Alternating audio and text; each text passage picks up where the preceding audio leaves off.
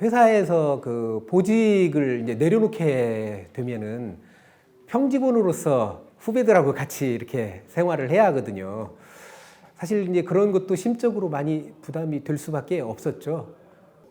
아이들이 그때 대학생들이었고 그래서 좀 더 있어야겠다는 생각을 참고 있어야겠다는 생각을 좀 한때는 했었죠. 그러나 그것이 2주, 3주가 지나니까 도저히 참을 수가 없었습니다.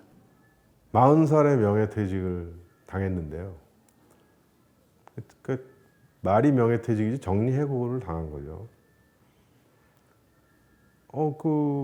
어느 날 갑자기 제 자리가 없어지더라고요. 퇴직이라는 게 선택이 아니죠. 일방적인 통보잖아요. 그죠?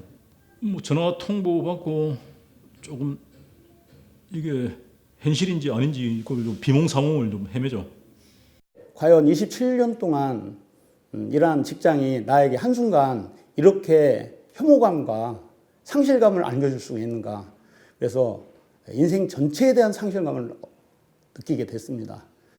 정말 기분 나쁩니다. 뭐 충성을 다해서 평생을 바쳤는데 어느 순간 갑자기 그냥 뭐 그만 나오라고 하니까 뭐가지 잘린 그런 기분이 있고요. 그게 내가 배반당한 그런 느낌도 없지 않습니다. 없지 않고 이제 내가 경쟁에서 밀려났구나 이런 생각도 들어서 무슨 좌절감 같은 것도 생기고요. 실은 너무 막막했어요. 뭐 어디부터 시작을 해야 될까? 뭘 해야 될까? 왜냐면 제가 돌이켜보니까 할 줄 아는 게 없더라고요. 사실 현직에 있을 때 저도 그런 얘기 많이 들었습니다. 미리 준비해라. 나오면 대책 없다. 그렇지만 현직에 있으면서 사실은 뭐를 따로 혹시 자격증을 따거나 이렇게 한번 해볼 수는 있지만 닥치지 않으면 구체적인 설계는 저도 어렵더라고요. 퇴직 후에 내가 어떤 걸 위해서 내 나름대로 시간을 할애한다든지 하는 그런 세대는 아니거든요. 우리 세대는 일단 그 상황에 몰입을 하고 그 다음에 퇴직 후는 그때 이제 실제 자기가 이제 그걸 직면했을 때 그때부터 시작되는 거니까. 결국은 우리 집사람이 저를 데리고 갔습니다. 술집에 와서. 그러고서는 제가 한 3주간은 그냥 누워 있었습니다. 아파서 누웠던 게 아니고 모든 것을 포기한 상태에서 누워 있었습니다. 거의 물만 먹고 누워만 있었던 것 같습니다. 예전에 하던 것처럼 은행원하고 이제 상담은 잘 됐어요. 그래서 이제 됐습니다. 마지막으로 필요한 거는 재직증명서 한 통을 제출해 주시면 됩니다. 라고 이제 얘기를 들었을 때 제가 그런 대답을 했어요. 나 엊그제 퇴직을 했다. 그랬더니 은행원이 표정이 싹 바뀌면서 그러면은 대출은 안 되겠습니다. 선생님은 대출 자격이 없으십니다. 이런 얘기를 들었을 때 퇴직을 했구나. 직장 다니면서 제가 이제 시간만 있으면 이 공부를 좀 하고 싶은데 하는 그런 아쉬움이 많죠. 시간에 쪼달리는 상황에서는. 그래서 이제 마침 직장을 그만두니까 제가 이제 원했던 그 책을 볼 수 있는 기회가 왔는데.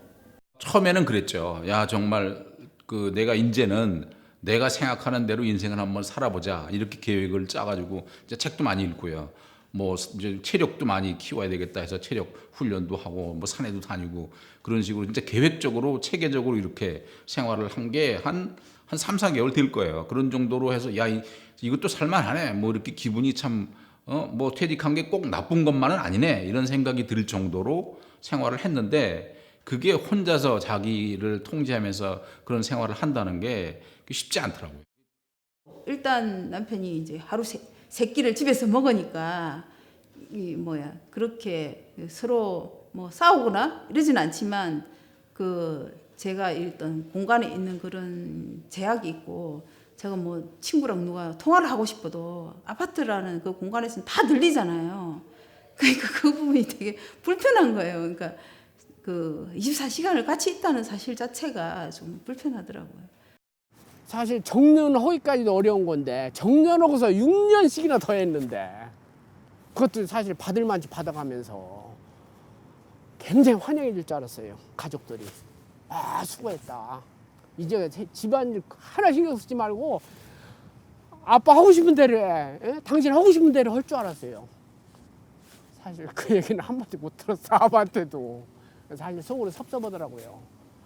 그래서 결국은 보험이나 적금이나 뭐 조금 모아뒀던 거 아내가 이렇게 절약해놨던 거 결국 다 쓰게 된 거죠. 다행히 빚이 없었기 때문에 버텨낼 수 있었고. 그래서 지금도 역시 상황은 크게 바뀌진 않았지만 뭐 이제 헤드헌터 조금씩 하고 있고 또 상담과 강의하면서 이제 조금씩 수입이 들어오니까 다행히 빚 없이 남의 빚 지지 않고 그동안 모아놓은 거 적금이고 보험이고 다 깨면서 지금까지 살아왔다. 그 자체가 다행스럽고 또 그만큼 또 아내한테 많이 미안하고. 퇴직금 다 까먹었잖아요. 만 2년 동안 이제 다 까먹었으니까 이제 바닥까지 다 내려갔으니까 이제 다시 시작하는 수밖에 없죠. 네. 그래서 저도 이제 열심히 벌려고 하고 어떤 한 사람이 그걸 못하면 이제 가족들이 이제 각자가 자기 삶을 또 살게 되는 계기가 되는 것 같아요. 그 아내와 딸이 자기의 삶을 잘 사는 거 보면서 저는 거꾸로 내가 내 삶을 잘못 살고 있는가라고 저를 돌이켜보게 되고 그래서 한 1, 2년, 2, 3년 전부터는 내가 지금 해줄 수 있는 건 없고 경제적으로 갑자기 돈을 벌 수 있는 상황은 안 되지만 최소한 하루하루 충실하게 살아야 되겠다. 근데 마침 그때 제 고등학교 동창이 죽었다는 부호를 받았습니다. 근데 그 부호가 유쾌하지 않았습니다. 사실은 자살이었거든요. 이렇게 가는 사람도 있는데 너무 힘들어서 가는 사람도 있는데 스스로 그거 뭐 대단하다고 내가 그러는가 해서 그때부터 다시 정신을 차렸습니다. 내가 했던 그 경력은 그냥 과거는 과거로 돌리고 지금부터는 정말 내가 하고 싶은 그 내가 뭘 원하는지를 찾아보자라고 이제 생각하기 시작했죠. 한 2년 걸렸습니다.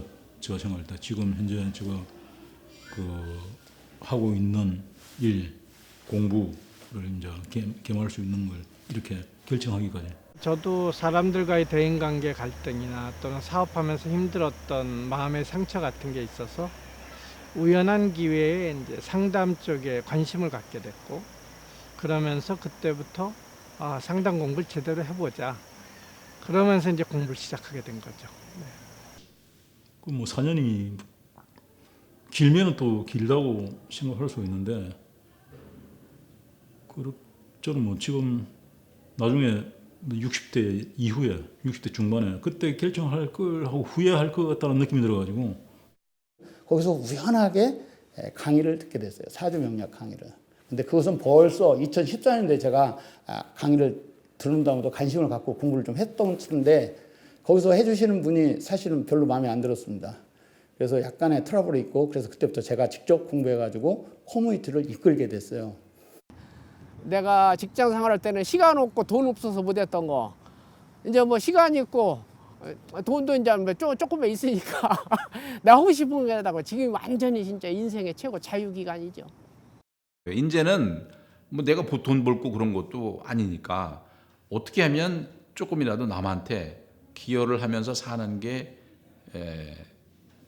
기회를 가지면 그게 정말 좋은 삶이 아닐까 이런 생각을 하게 됐습니다. 그래서 봉사하는 삶을 살겠다라고 정리를 삶의 방향으로 정리를 했죠. 죽을 때까지 나는 돈은 안 벌더라도 봉사라도 하면 살 일 있다라는 것이 주는 저한테 행복감이 되게 큰 것 같아요. 그리고 그간에 살아왔던 경험이나 또 공부했던 여러 가지들 또 이런 것들이 다 도움이 돼서 지금 일을 상담하는 데도 큰 도움이 되니까 한 가지 가장 큰 거는 내가 평생 하고 싶은 일을 찾았다는 것이 주는 행복감과 평안함 제일 큰 것 같아요. 사실 그때 봉사 차원에서 뭐 그냥 한 거였거든요. 보수 없었어요. 봉사 차원이고 그냥 제가 좋았으니까 했던 것인데 지금 와서 1년 반 이렇게 지나서 보니까 이게 앞으로 내가 나갈 길이었구나. 그래서 특별한 퇴직 후에 자기가 할 바를 찾는 것은 굉장히 중요합니다. 근데 그것이 뭐 꼭 기술이다, 자격증이다 이런 먹고 사는 거에 대한 것이 아니더라도 저같이 자기가 좋아하는 것이 그 무언진 몰라도 세상에 오페라 갖고 해설을 할 거를 뭐 누가 얼마나 생각을 했겠습니까? 자기가 한 일에 너무 매달리지 않았으면 좋겠어요. 자기가 직장 생활을 하면서 했던 일에 너무 매달리지 말고 새로운 걸 찾아보는 것도 굉장히 좋은 방법인 것 같아요. 저도 3D 프린팅을 하리라고는 생각도 못 했거든요. 지금 이제 돌이켜 보니까 정말 힘들었던 그 한 1, 2년이 힘들었었는데 그것들을 좀 이렇게 다지고 뭔가 빛이 보이는 내가 가야 될 길, 죽기 전에 요렇게까지는 가야겠다는 결심을 쓰니까 사실은 두려운 거 없고 너무 행복합니다.